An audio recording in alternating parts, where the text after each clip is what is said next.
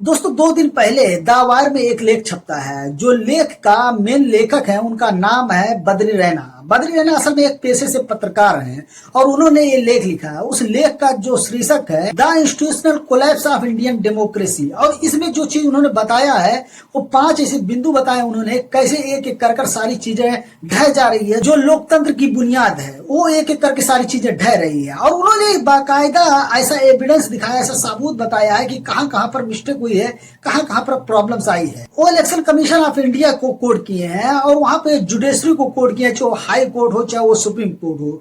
वो media houses के बारे में बताए हैं, वो बताए हैं आम नागरिकों के बारे में, पत्रकारों के बारे में। वो उन लोगों का जिक्र किए हैं जिनके ऊपर यूपीए लगा है, जिनके ऊपर विदाउट किसी चीज का उनके ऊपर एफआईआर रजिस्टर हुई। उन तमाम लोगों का जिक्र कर इन्होंने जो लेख का जो आर्टिकल का नाम दिया है उसे आप पढ़कर आप समझ सकते हैं। दोस्तों ये क्यों मैं बता रहा हूँ आपको इस लेख के बारे में, असल में ये कहानी अभी मैं आपको आगे बताने वाला हूँ। ये सेम टू सेम हूबहू ये सारी चीजें इसी से मिलती जुलती है जो इन्होंने ये आर्टिकल में लिखा है।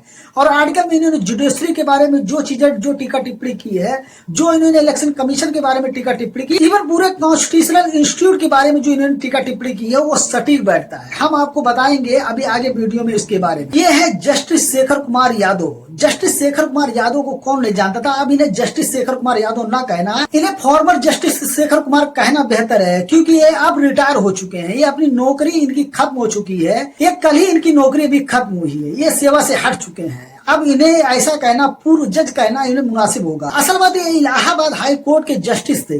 अब ये उस समय सुर्खियों में आए जब इन्होंने विश्व हिंदू परिषद की एक मीटिंग थी, एक बैठक थी, या कहे कि एक संबोधन था, उसको इन्होंने पार्टिसिपेट किया। यहाँ तक तो ठीक था कि एक जस्टिस, एक जज किसी ऐसे धार्मिक आयोजन में जा रहा है तो ठीक है, कोई बात नहीं, उसकी अपनी धार्मिक मान्यता होगी, उसकी अपनी एक आस्था होगी। लेकिन सवाल वहां पर खड़ा होता है कि जब एक जस्टिस, एक जज किसी विशेष कम्युनिटी को टारगेट करेगा, यूजीसी के नाम पर, 3 तलाक के नाम पर, हलाला के नाम पर, 4 बच्चों के नाम पर, ऐसे तमाम ऐसे विषयों पर इन्होंने वहां पर टीका टिप्पणी की। यहाँ तक तो ठीक था, लेकिन लास्ट में ये थक हार कर किसी विशेष कम्युनिटी को एक गाली देने लगे। गाली ऐसा नहीं दिए थे कि किसी की माँ बहन को गाली दिए थे, बल्कि गाली दिए थे ऐसे शब्दों में जिसको सुनकर लोग थोड़ा सा अचंभित हो रहे।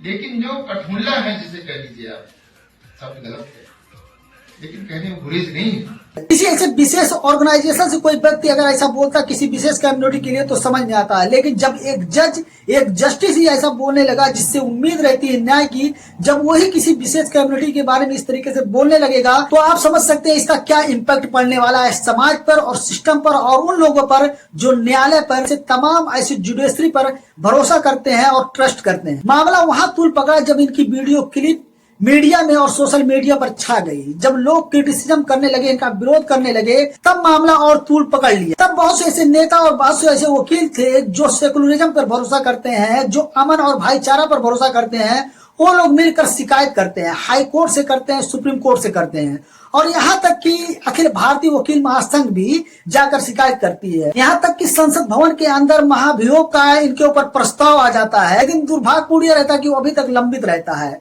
मामला जब बहुत ज्यादा तूल पकड़ता है तो सुप्रीम कोर्ट खुद इसमें इंटरफेयर करती है और सुप्रीम कोर्ट एक जांच बैठा देती है इनके पीछे। लेकिन द वायर की माने सुप्रीम कोर्ट जब जांच पड़ताल बैठाता है तो राज्यसभा सचिवालय से किसी का लेटर कोर्ट के अंदर जाता है और कोर्ट इस केस से अपने आप को दरकिनार कर लेता है। ऐसा द वायर का मानना है। मेरे पास अपना व्यक्तिगत इसके पास कोई पुष्टि नहीं, कोई सोर्स नहीं है, लेकिन द वायर ये बता रहा है कि सचिवालय से, राज्यसभा सचिवालय से किसी का लेटर गया, उसके बाद कोर्ट इस केस से अपने आप को अलग कर लिया। दोस्तों बात करेंगे दूसरे जज की। दूसरे जज यानी दिल्ली हाई कोर्ट के जज, जिनका नाम है यशवंत शर्मा। यशवंत शर्मा जो जस्टिस है, जस्टिस यशवंत शर्मा की बात क्या ही बताएं। जस्टिस यशवंत शर्मा, इनको भी पूर्व जस्टिस बोला जाएगा, क्योंकि ये भी वक्त से पहले, इनकी नौकरी अभी थी लेकिन वक्त से पहले खुद को रिटायर कर लिए, नौकरी से अपने को अलग कर लिए। उसका कारण था ये यही यशवंत शर्मा है जिनके पास करोड़ों का कैश मिला था। इससे क्या होगा, जुडिशरी और जजों के ऊपर लोगों का विश्वास, आम जनमानस का विश्वास बना रहेगा, ऐसा इनका मानना है। इसलिए इन्होंने खुद को रिजाइन कर दिया है। ये नौकरी अब नहीं करेंगे, ये जज अब नहीं है, अब ये भी पूर्व जज है। दोस्तों हमने आपको बताया था बद्री रैना का जो लेख था, वो लेख को मैंने क्यों पढ़ा था और क्यों आप लोगों के सामने रखा था। था, इसलिए रखा था कि आप समझ सके कि जुडिशरी या जो जज हैं वो किस हिसाब से काम कर रहे हैं और किसके ऊपर विश्वास किया जाए, आम जनता किसके पास जाए। वही एक आखिरी उम्मीद थी लोगों की कि जहां पर इंसाफ मिलेगा, जहां पर जस्टिस मिलेगा। लेकिन जब वहदा, पावर और ताकत देखकर इंसाफ किया जाएगा तो इंसाफ किस काम का। तब ऐसे में इंसाफ की उम्मीद कम हो जाती है। ये सीधे सीधे कॉन्स्टिट्यूशनल इंस्टीट्यूट का फेलियर दिख रहा है और उसका बाइस्ड होना दिख रहा है कि उसका झुकाव किसी एक तरफ है। लेकिन उम्मीद है कि भारतीय नागरिक के लोगों का वो राइट को प्रोटेक्ट करेगी जो राइट उसे कॉन्स्टिट्यूशन ने दिया है। दोस्तों, उम्मीद है कि आपको ये वीडियो पसंद आई होगी। अगर आपको ये वीडियो पसंद आई तो प्लीज हमारे चैनल को सब्सक्राइब कर दीजिए, बेल आइकन को दबा दीजिए। मिलते हैं किसी नेक्स्ट वीडियो में किसी नेक्स्ट टॉपिक के साथ। तब तक के लिए थैंक यू सो मच।